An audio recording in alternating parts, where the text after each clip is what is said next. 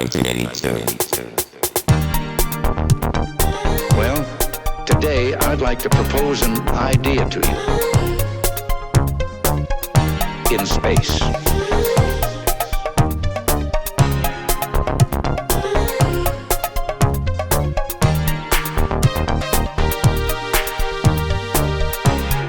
Everybody clap. In space.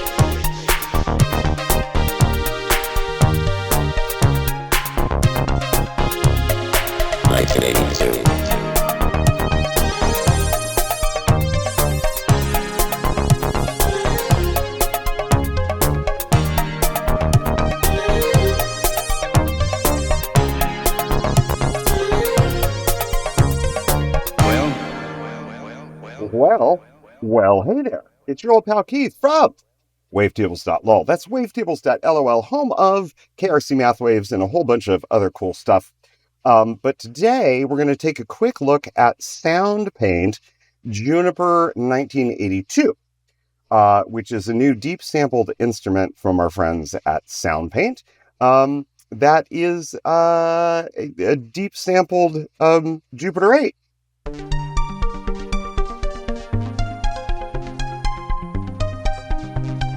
And all of the synth parts you heard in the little intro tune are a Juniper 1982, which is a new version of Soundpaint's Juniper instrument, which I looked at about 10 months ago.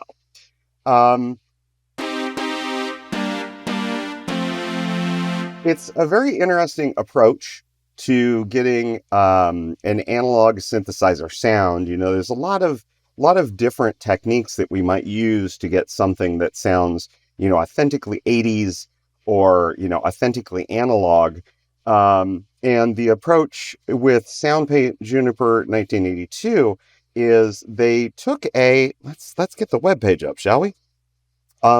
They took a Jupiter-8 that apparently was owned by Michael Sembello and is actually the synth that was used on Maniac, you know, from Flashdance.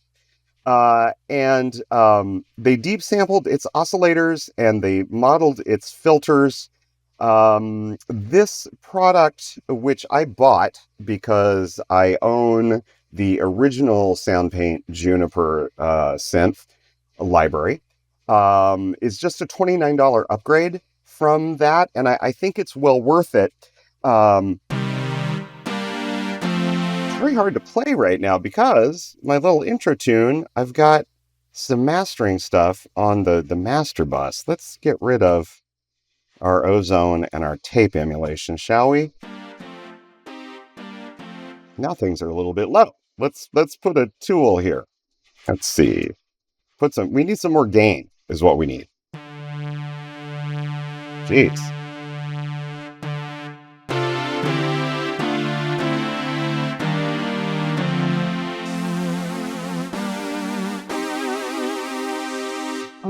So, you know, this is one approach to getting an analog sound where we take a specific instrument and, you know, sample complete patches from it, sample the oscillators with the filters wide open. And if we do that with enough round robins, we can get something that really, you know, captures the differences between the voices. You know, it's been sampled in unison, all this kind of stuff. And everything that we heard, here we go. The bass, and the arpeggiator, and this like lead sound that has a really nice filter swell on it. Those are all the Juniper 8. And I've combined that with various vintage drum machine sounds. So I'm using the GForce IconDrum, which is kind of a Linn emulation, the various Linn type of drum machines. And I've programmed something that's a little bit like a little INXS ripoff drum line that's also reminiscent of West End Girls, I would say. and then also use the DMX from GForce. I picked these up recently because in my last video, I was talking to Jake Zavracki and Elizabeth LeBaron from the Dream Eaters, who are a modern band who have a distinctly kind of 80s sound. And one of the interesting things we were talking about is like what makes things sound 80s. And it's really the drums as much as, things like this. Oops, that's not here. Open that filter up. Oh, I'm soloed. There we go.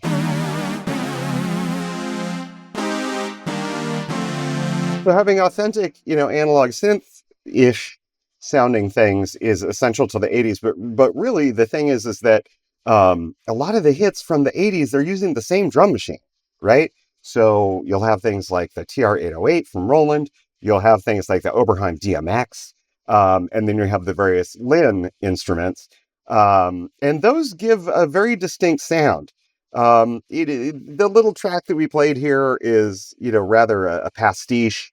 I was kind of inspired by Pet Shop Boys' West End Girls. I just, to start this, I just laid down like a little arpeggiated track, right? So here's this Juniper arc. Let's just play it soloed.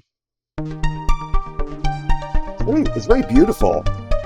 And I think this is a pretty convincing analog sound. It's a little hot.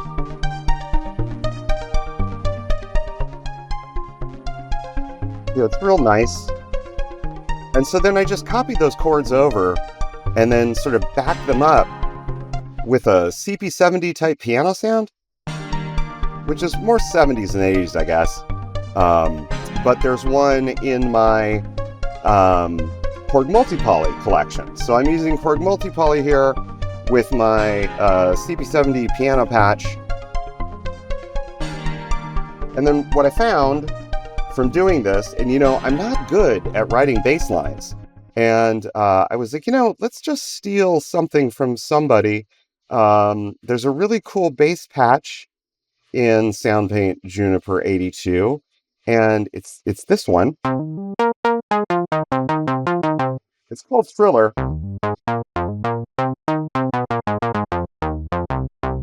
It's got a nice funk to it.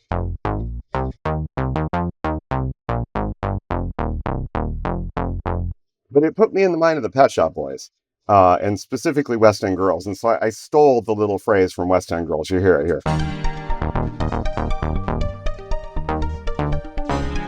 Whoops, that didn't really start right, did it?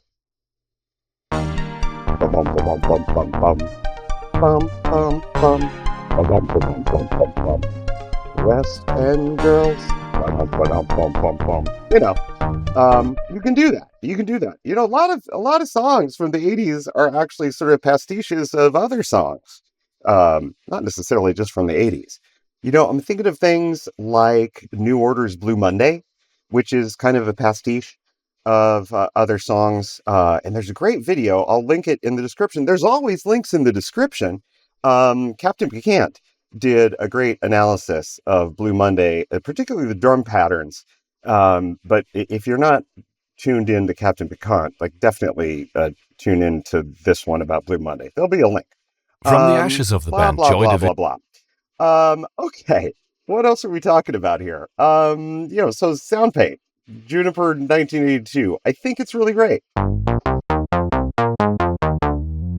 Now, there's only so many sounds that you can cram into like a 1-minute musical sketch. Oh, by the way, let me know in the comments, on a scale of 1 to Blue Monday, how much did you like the musical sketch? I'm going to give it a solid 3 because I think it's like a legitimate VHS intro kind of thing. That's what I would say about it. And we'll talk through some other kind of 80s inspired ideas and do like a little track breakdown, which is not something I do a lot. But let's take a closer look at Soundpaint Juniper 1982.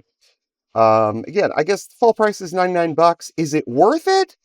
I think maybe, particularly if it's on sale.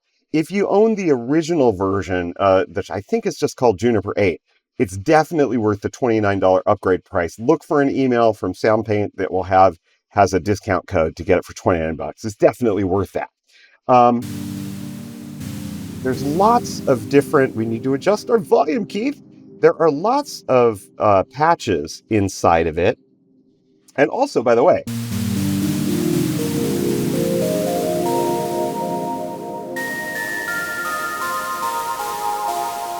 there are lots of different patches inside of it, and Soundpaint is free. So you can just go get Soundpaint. There are free libraries that are available with it. There's like a really nice felt piano. It's a very interesting and modern alternative to Contact. And so I highly recommend just having Soundpaint on your machine. But if we just look at the Juniper 1982, this is the original one. I guess it's called Jupiter-8. Juniper 1982, there are some really cool patches. Let's just play through a few of them.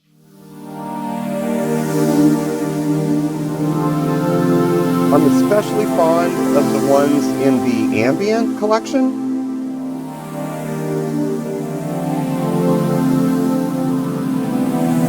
I think they really capture the evolving nature of the filters and oscillators. Although I didn't, use this kind of patch in the little demo. Listen to that.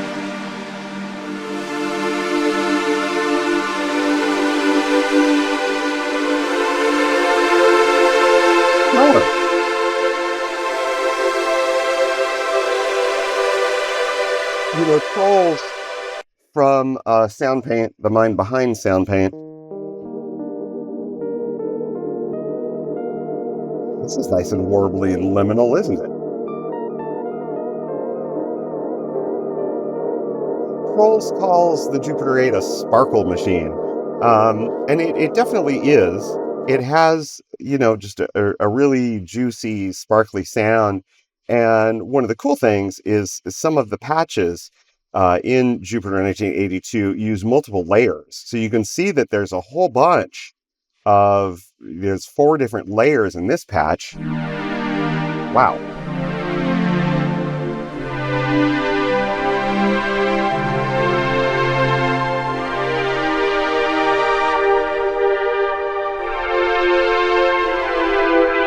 The wheel is controlling different things here.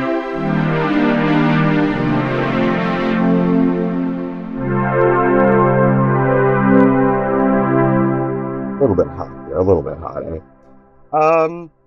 It's pretty great. So, if you're not like a synth programmer, if you're looking for kind of a quick win in terms of getting an analog sound into, say, like a media composition or a soundtrack or something, I think it's pretty cool.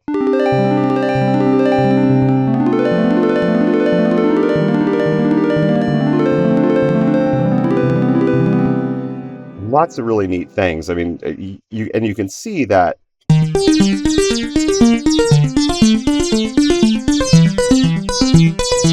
That might sound good as a bass, right? Yeah.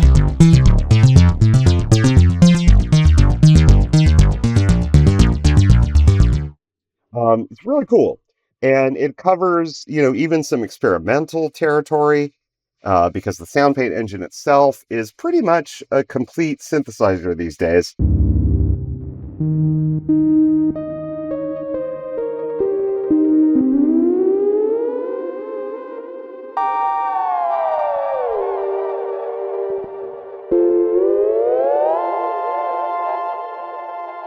Really cool stuff. There's some chordal things in here.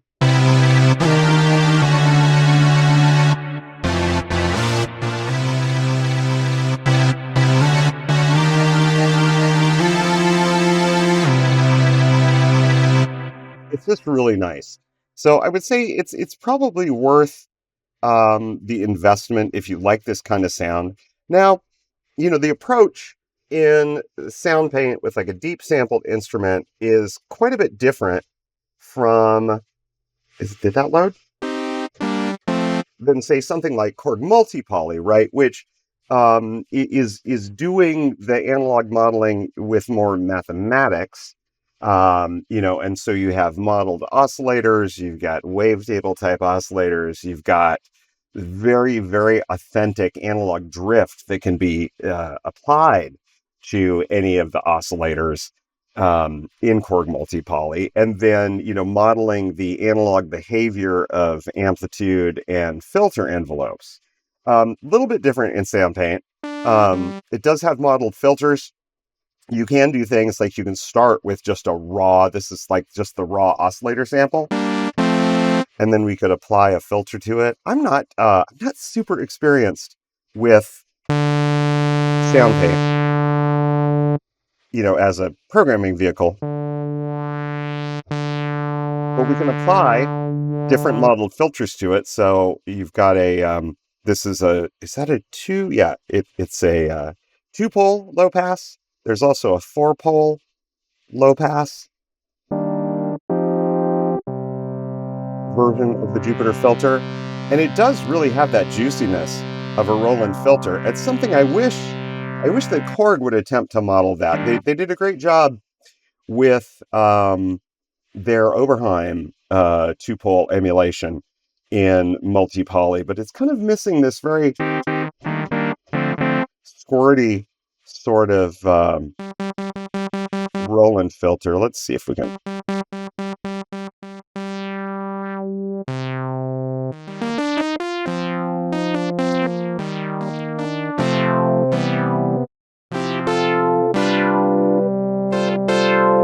Pretty cool. And if you have other collections from Soundpaint, you will get other modeled filters. So, for example, there's an Oberheim emulation. So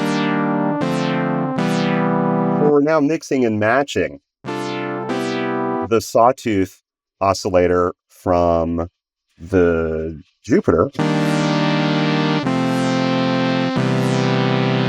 with an Oberheim 2-pole style filter. There's also a Moog.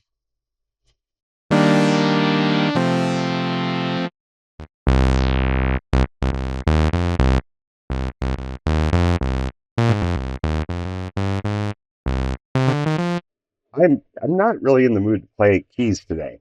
So I'm being lazy. You can apply velocity.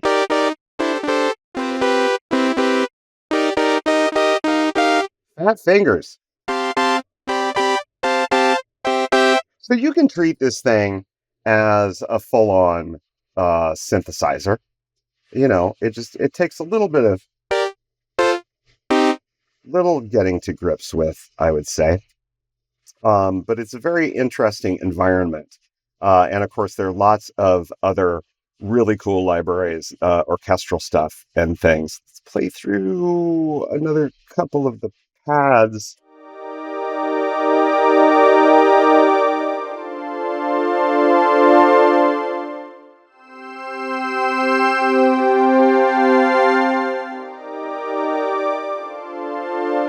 Really nice stuff. I especially like these.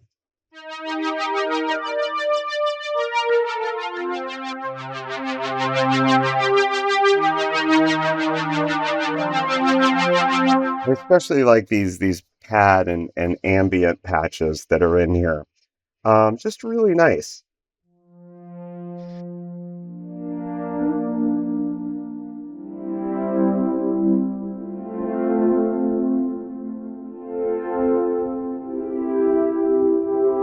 Now, one thing,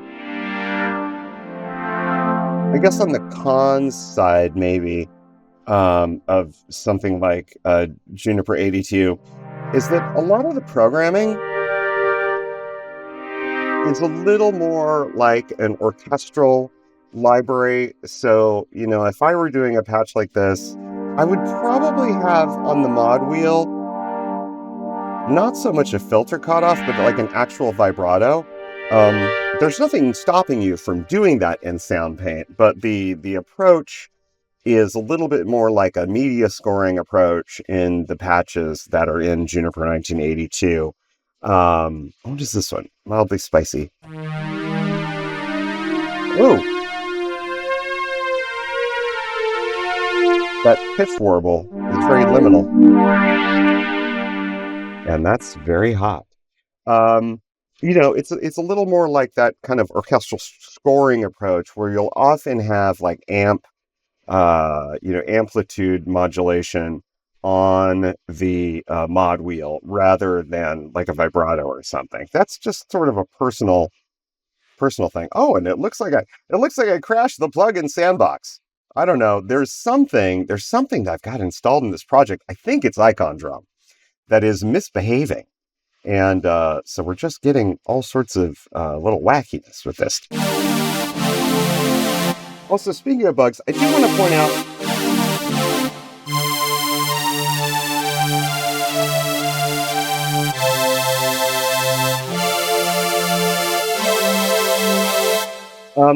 point out there seems to be a little programming error in some of the patches in Jupiter-82. You'll note that this one strings coming in hot, which has a really lovely sizzle to it. It's very sparkly and sizzly.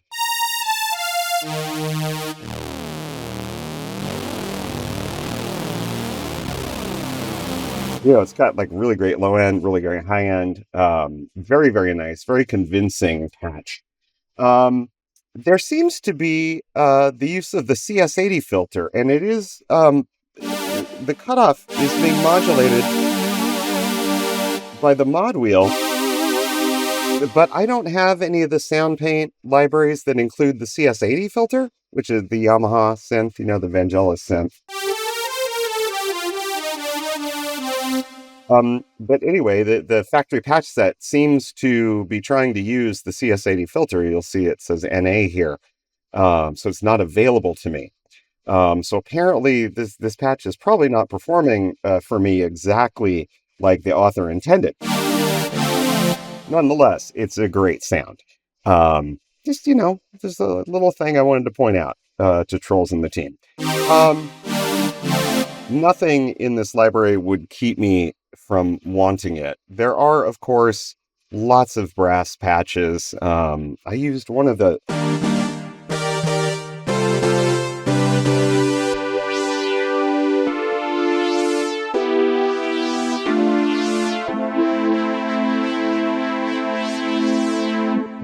cheesier brass patches in the little intro sketch. But there are lots of different variations on the Jupiter brass sound.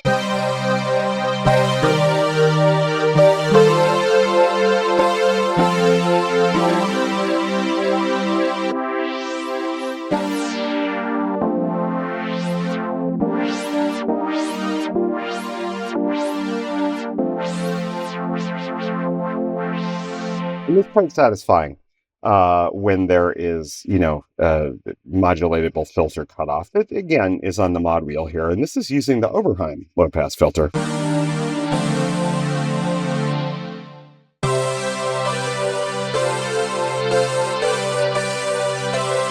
We'll play jump. Really, really neat stuff. I want to talk about a couple of other sort of 80s-inspired ideas. I'm going to take a short break first.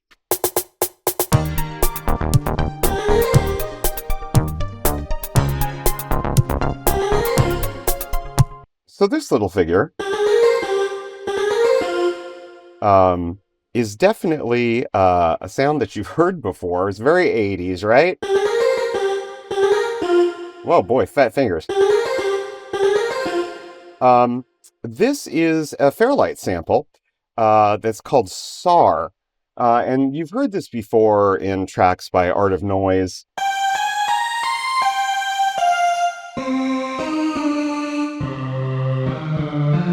And I don't really know the origin of it, except that it's like a vocal R sample.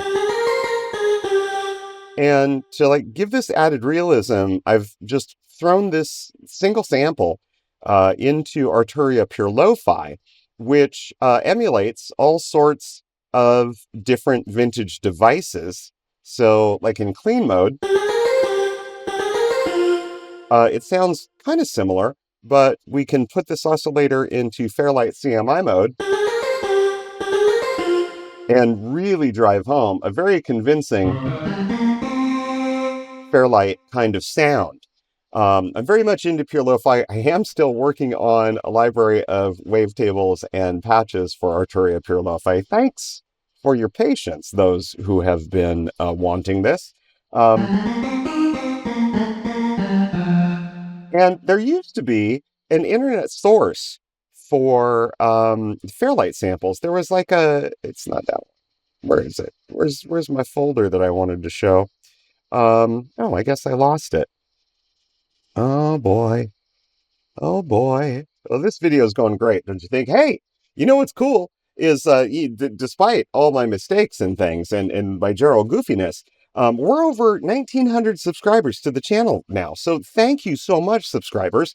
And hey, if you're new here, like and subscribe for more talky synthesizer content. Anyway, there was an archive of like original Fairlight diskettes that where do I have it stored? Under Wavestate. That was on the interweb. I think it was like the Fairlight archive or something, and it was a very sophisticated site. You could download like disk images. You could download like Akai versions and SFC versions of the original Fairlight samples, but I don't think it exists anymore. And that's too bad. But let's see, single cycle waves, Fairlight. I managed to, some time ago, download a whole bunch of the original Fairlight diskettes, and that is where this particular SAR sample comes from. I guess if we were to go in here and edit this sample, there it is, SAR1. We could grab like something else, I suppose. The bowed bass.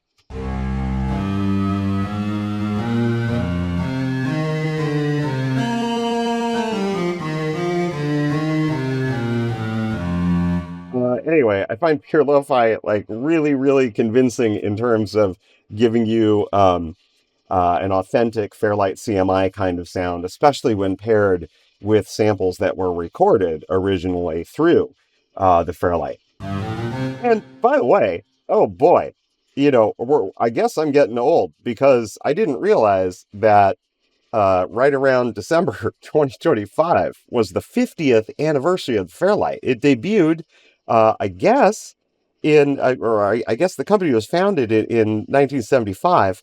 I believe the Fairlight itself comes out in 79, but that shocked me. I will link to this Sound on Sound article celebrating the 50th anniversary of Fairlight and the Fairlight CMI. But anyway, if you're looking to get very authentic Fairlight sounds into your creations, I highly recommend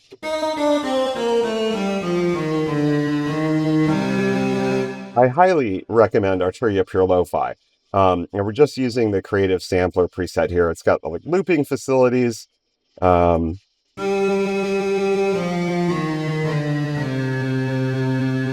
getting a little bit of beating there.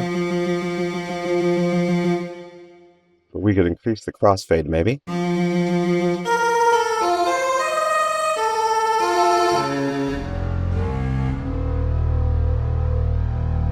It's really fun to play around with. And of course we can degrade things a little further by turning up the lo-fi amount. Pretty beautiful and evocative stuff. Okay, so another, I guess, kind of quick 80s tip that we might do. I have mixed two different styles of drum machines in this project. So one is the IconDrum, which is like Linn drum emulation, right? And the other is the DMX from GForce. Let's pull up its interface. And in the middle of this little sketch, we switch on the DMX to get the classic DMX clap sound. And also, I think we're pulling a cowbell sample. All right. And these are very iconic, very 80s. I think these might have been used in West End Girls. I'm not sure. But that was kind of the inspiration of this track. So if we listen to where this happens.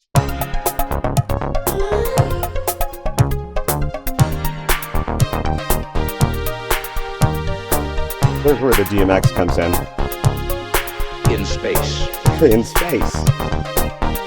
And one thing that I've done with the DMX is I've used Omnisphere effects on it to give us a reverb and a little bit of kind of a tape effect, but then also a gate to do a gated reverb sound. So if we just solo this, you'll hear the difference. Let's see, get rid of you. Bye-bye, Linn drum. Let's solo the DMX. Let's go right about here. You hear how that reverb kind of cuts off? That's because it's gated. We've got this gate going. So this is the sound without the gate. But then we have a carefully adjusted gate module from Omnisphere Effects.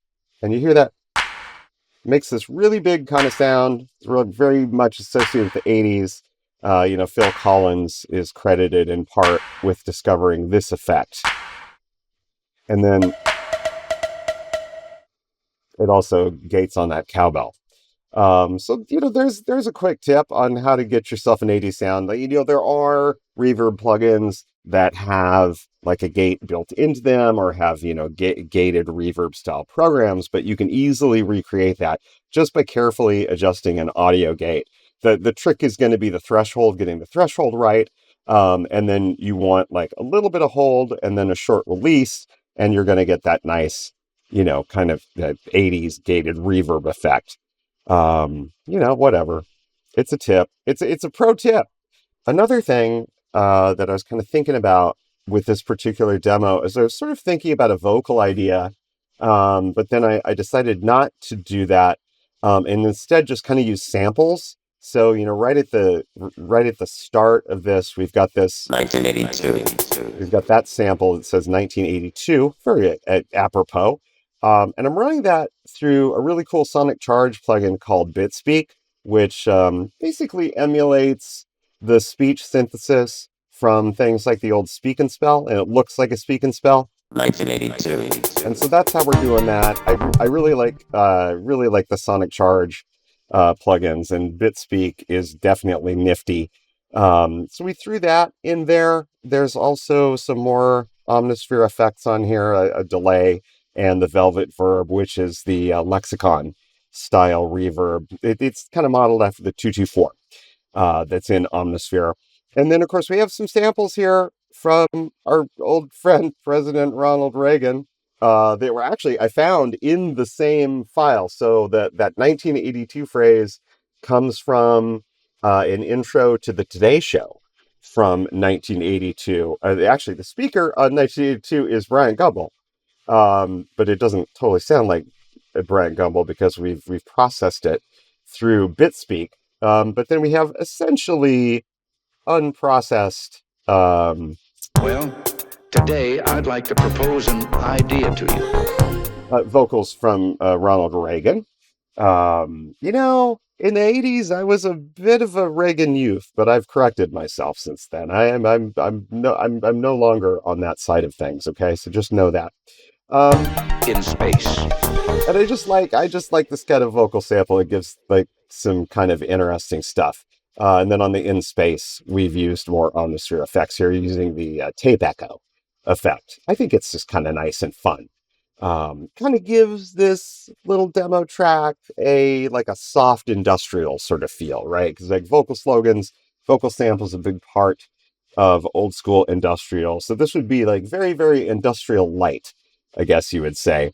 And so those are things you could explore to make kind of 80s mock-up types of stuff, or use them in like a synth wave kind of track.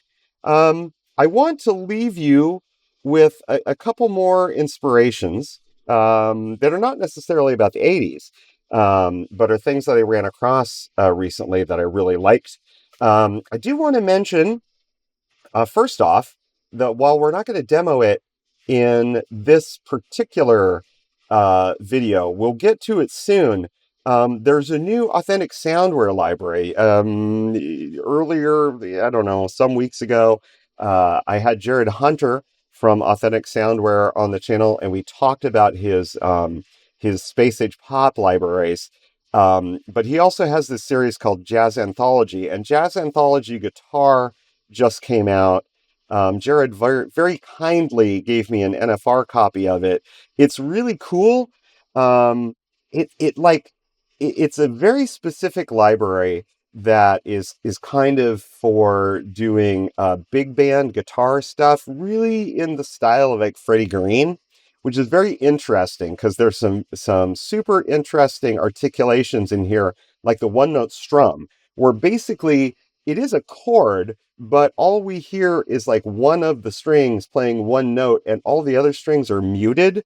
So it's a very interesting effect where you get this like strumming effect, but it's really just one chord. I will use that in a future demo. But I wanted to point out that it's here. Another thing that's going on at Authentic Soundware is while the newest products are not on sale, there are selected products, including, I think, all of the stuff from the Space Age Pop related libraries. They're 50% off now. So go grab some of those if you missed the previous sale on Authentic Soundware's stuff. Another thing that I wanted to point out is a very interesting, totally different topic.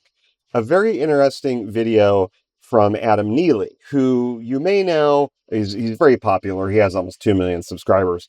But Adam is kind of a music theory YouTuber who does all sorts of other things as well. And where did my drink go? I lost my drink. God, yeah. Anyway, Adam did a video called Suno, AI Music, and the Bad Future, which, I like machine learning and I like AI.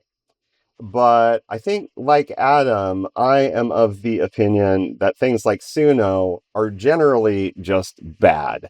And this video, which is, how long is it? I guess, yeah, it's like an hour and a half. So if you're into talky musical content, you will enjoy this video. It's very interesting. He talks about some of the potential positive applications of music AIs like Suno, but mostly about the downsides and about how essentially it's bad. It's also like very, I think, interesting historically and philosophically because he also talks about the connection, and I know this comes out of the blue, but the connection between Italian futurism and what later became Italian fascism, and how we are seeing that in the United States today in kind of a modern cultural analog. I think it's a really great video. I think it's worth your time. Go and watch that. There'll be links in the description. With that, is that everything I covered? Is that everything I wanted to cover? I think so. Hey, like and subscribe for more talky synthesizer content. Go to wavetables.lol. If you want to check out my Korg multi-poly patches, there's 90 Korg multi-poly patches up there. And of course, things like KRC Math Waves, which is, where's my page? Here we go. KRC Math Waves, which is the world's largest collection of wavetables, single cycle waveforms, and even some samples for all sorts of modern synthesizers. There's also liminal space, my very 80s haunted digital reverb that's currently only available for Windows, but someday there'll be a Mac version. And also KRC Orchestral Impressions, which is the second largest collection of wavetables in the world that are, instead of being made by mathematics, they are sourced from samples. So anyway, a lot to explore at wavetables.lol. I hope you've been well. Sorry it's been about 2 weeks since I posted, a little more than 2 weeks. I'm going to try to be back on my 2 times a month schedule, maybe even more, because I'm trying to do my Coffee Stock series where I talk to other interesting creators, and you never know who we're going to get on that program. Anyway, be good to each other, go do something creative, and I will talk to you later. In space.